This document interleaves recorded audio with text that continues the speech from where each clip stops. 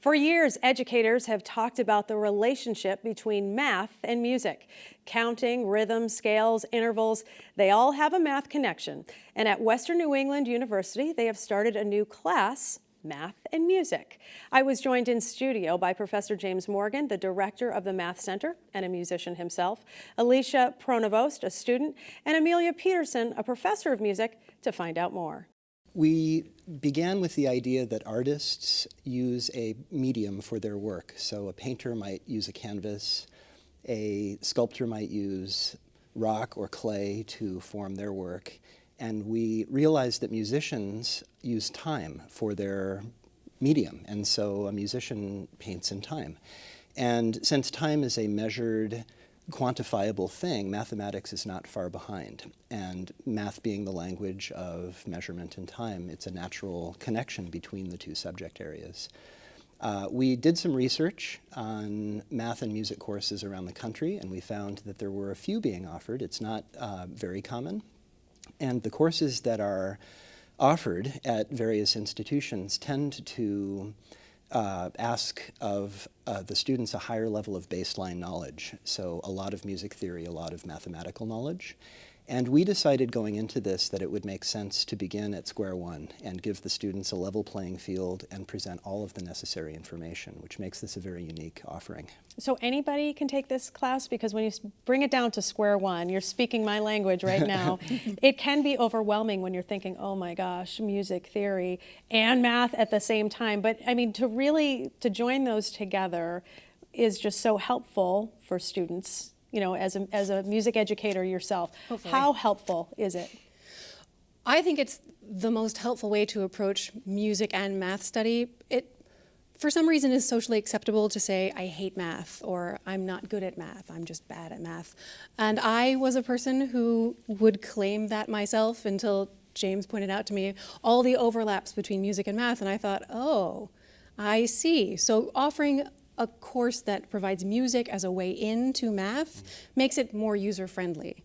And as a byproduct of the content of the course, learning math, there's also the benefit of the process of the course, which is a process of discovering connections between two things that seem very different on the surface, but as soon as you dig a little deeper, you discover how richly and deeply they're connected. So when you get into class, like what types of assignments do you get?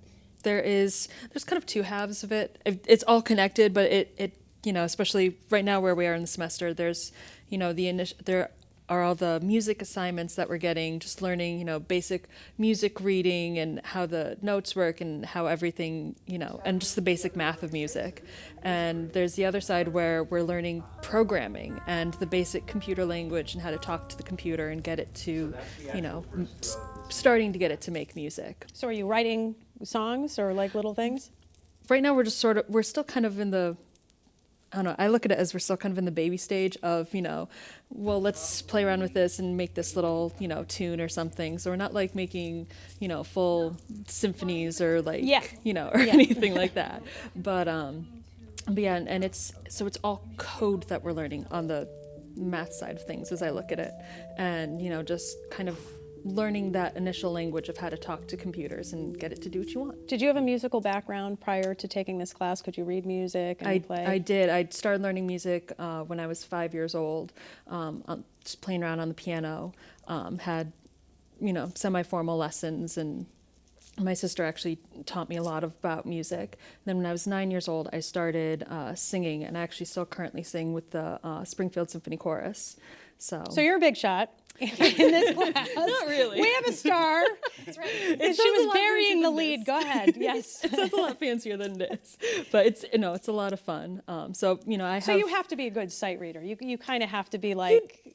Actually, there are some people who aren't really familiar with sight reading in the chorus, and you know, as long as you have that ear that can pick up the tunes, that's fine. Like, I'm an okay sight reader. But this obviously is going to build all of her skills, right? Yeah. Musically, would you say? Yes, I actually really like your answer that we're in the baby stage. Yeah. Because you don't even realize actually how sophisticated the work you're doing already is. Yes. So that's great because it means we're making it seem really easy, even while they're actually accomplishing things that are pretty amazing.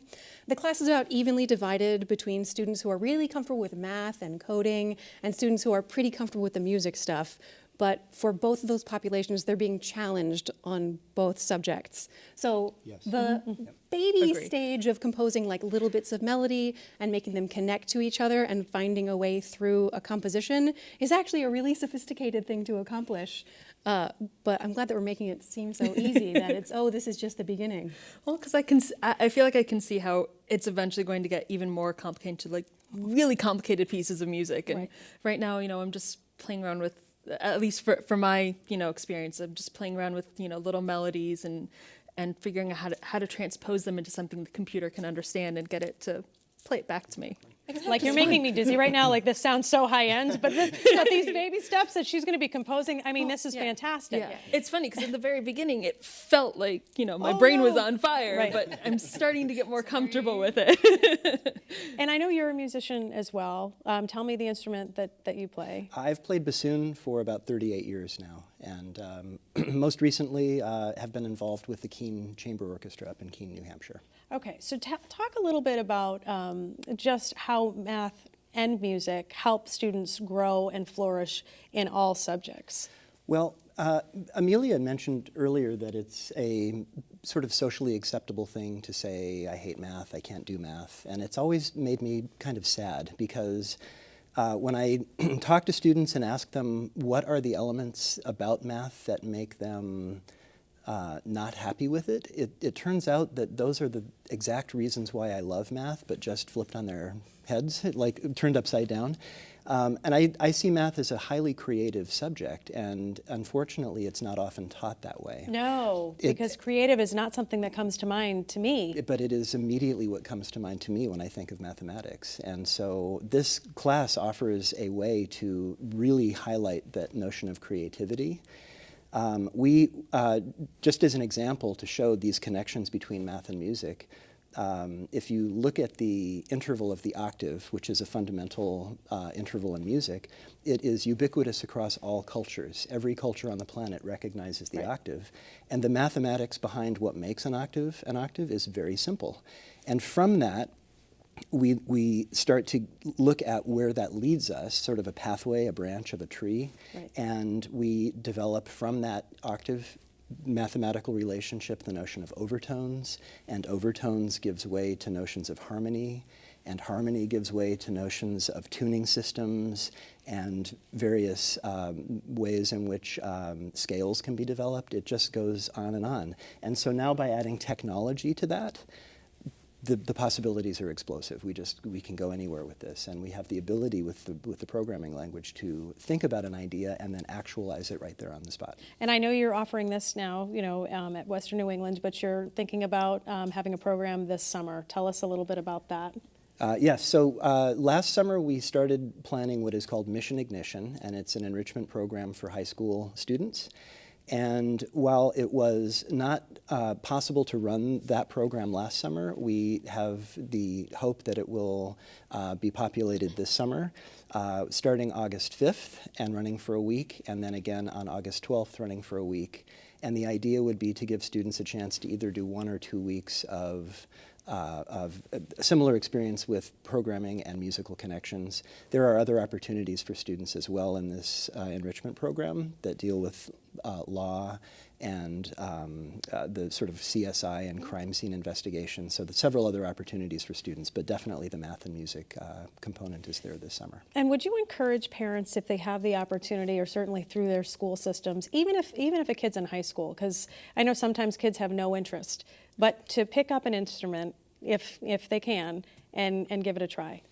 Absolutely. There is 30 years of research that conclusively demonstrates that academic training in music with a professional teacher causes students to become better at all subjects in school, math and language, also social skills and leadership.